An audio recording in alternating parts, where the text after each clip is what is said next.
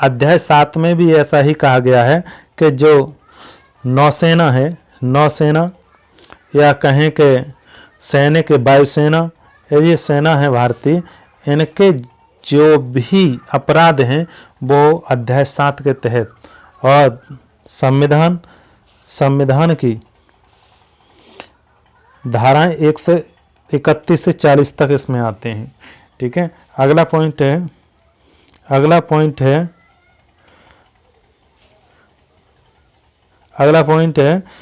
अध्याय 9 में क्या कहा गया है इसे समझें।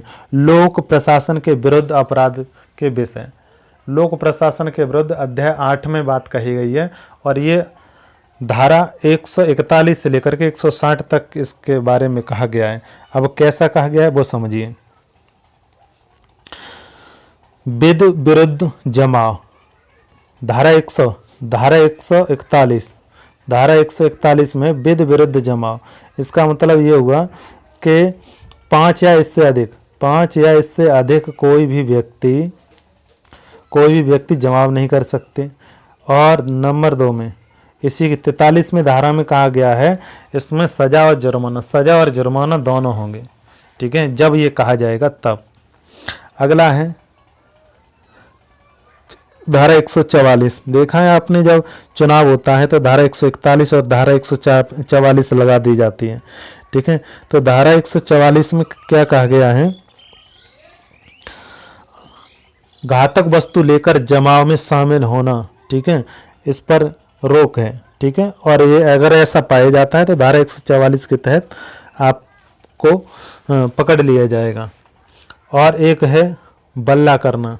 ठीक है, बलवा करने का मतलब होता है एक बरगलाना, वैसे कह देते हैं बरगलाना, यानी 146 धारा 146 के तहत बरगलाना होता है, यानी भड़काना। ठीक है, इसमें 2 वर्ष की सजा है और जुर्माना। ठीक है, अगर किसी को आप भड़काते हैं कि जाओ तुम ऐसा कर लो और कोई शांति व्यवस्था भंग होती है तो आप पर 2 वर्ष की सजा और जुर्माने का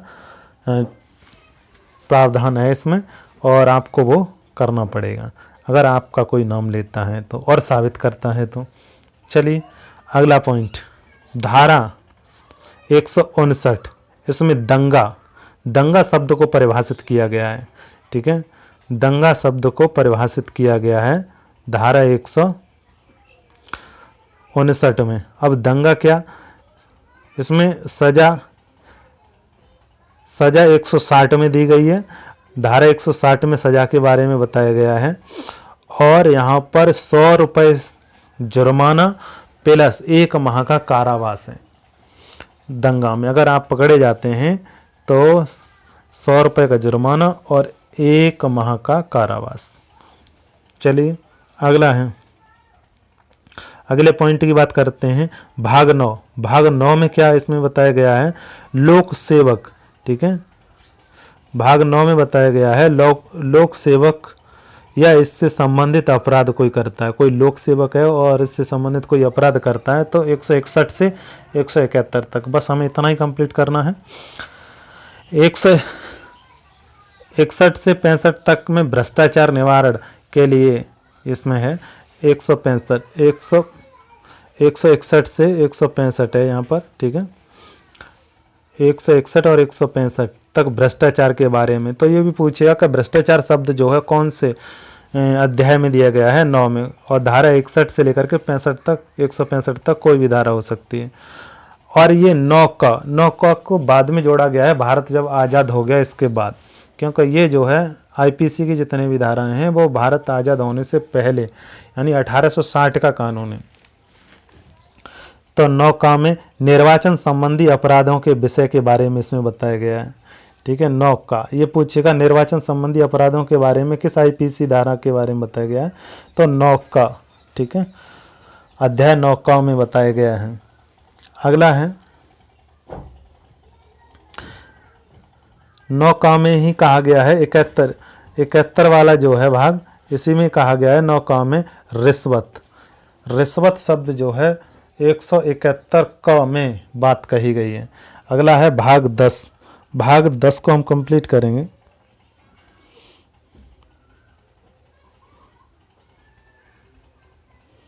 देखिए भाग 10 में क्या क्या कहा गया है?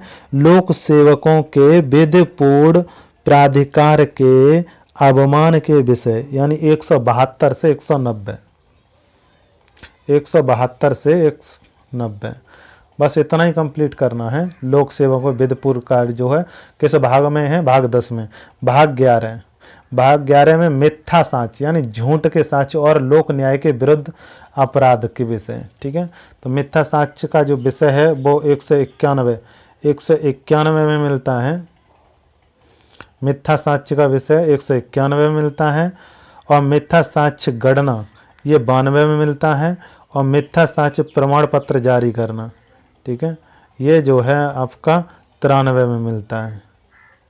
तो इसका विशेष रूप से, तीनों का विशेष रूप से ध्यान रखना है। क्या है कि मिथ्या साक्ष्य देना, यानी किसी को झूठे साक्ष्य दोगे तो धारा 191 आप पर लगेगी। ठीक है, और मिथ्या साक्ष्य गणना गढ़ोगे ऐसे ही तो धारा 192, और मिथ्या साक्ष्य आप कोई प्रमाण पत्र जो है झूठा प्रस्तुत करेंगे तो धारा 193, ठीक है, दी गई है आईपीसी की धारा। चलिए अगला पॉइंट 12 में देखें। अध्याय नंबर 12 में क्या कहा गया है? अध्याय नंबर 12 में साफ साफ कहा गया है कि अगर सिक्कों व सरकारी स्टाम्पों का संबंधित अपराध कोई करेगा तो धारा 230 से 263 तक कार्य करेंगे। अब 230 और 263 तक में कौन कौन सी धाराएं मोस्ट हैं? तो पहली धारा है नंबर 1 230 यानी सिक्का की परिभाषा को इसमें समझाया गया है धारा 230 में कि सिक्का किसे कहते हैं। ठीक है, और 231 में सिक्का को कूटीकरण यानी कूट कर, ठीक है, और दूसरा नंबर है इसी का कूटीकरण 31 में समझाया गया है। और कूटीकरण के लिए इसके लिए सजा क्या है? सजा है इसमें आजीवन कारावास, 10 वर्ष की सजा या और जुर्माना। ये अगर किसी सिक्कों को आप कूटीकरण करेंगे या कोई वस्तु कूट करके बना देंगे या नष्ट कर देंगे सिक्कों को, तो आप पर जुर्माना है प्लस सजा भी है, आजीवन भी है, 10 वर्ष के भी है। ठीक है, कूटीकरण के उपकरण बनाना, अगर उपकरण बनाते हैं तो धारा 231 के तहत आप पर भी 3 वर्ष की सजा और जुर्माना दोनों हो सकते हैं। अगला है स्टाम्प, सरकारी स्टाम्पों को अगर आप क्षति पहुंचाते हैं यानी आप उसकी कूटीकरण करते हैं तो आप पर, या उनको बनावटी दूसरे बनाते हैं तो 63, ठीक है, तो 63 के तहत आप पर कार्रवाई होगी। ठीक है, ये और दोनों की कार्रवाई के लिए 3 साल की सजा और जुर्माना है। चलिए अगला है अध्याय 13 को हम कंप्लीट करेंगे। अध्याय 13 में क्या समझाया गया है? देखिए, बाटों और मापों से संबंधित अपराध। अब बाटों और अपराधों से संबंधित कैसे?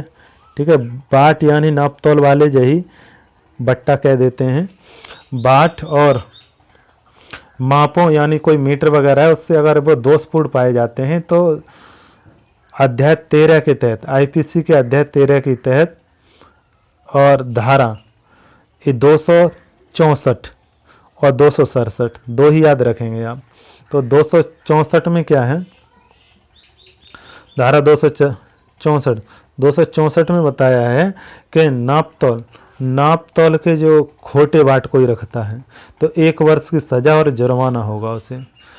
ऐसे ही अगर नाप तोल में अगर कोई ये बाट बनाता है ऐसे, ठीक है, खोटे वाले बाट बनाता है तो उसके लिए भी 1 वर्ष की सजा और जुर्माना होगा यहाँ पर भी। ठीक है, और धारा आपको क्लियर हो गई।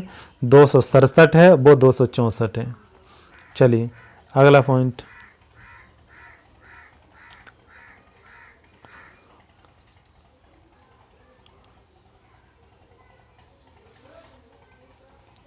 14 देखेंगे हम और कंप्लीट करेंगे। 14 में है, 14 में कह रहे लोक स्वास्थ्य क्षमा सुविधा।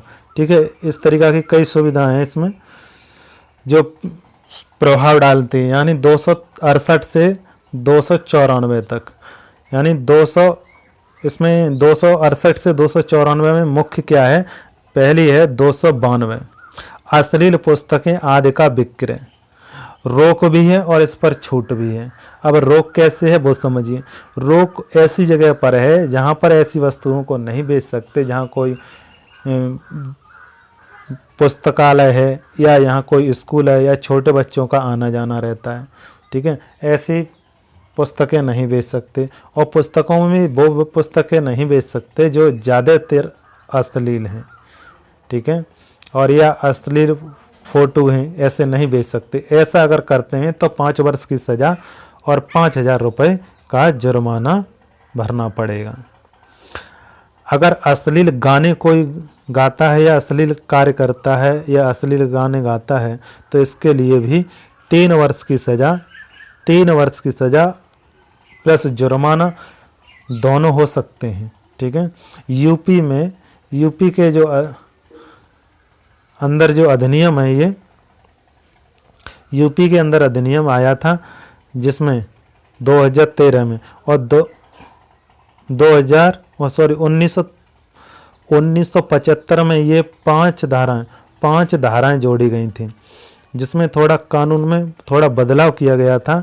क्या बदलाव किया गया, इसको विशेष रूप से समझेंगे कि यूपी के जो कानून में इन अधिनियमों को 272, 273, 275 और 276, यानी 72, 73, 74 छोड़ दिया, 75, 76 में सज़ा 6 माह या जुर्माना या दोनों कर दिए गए।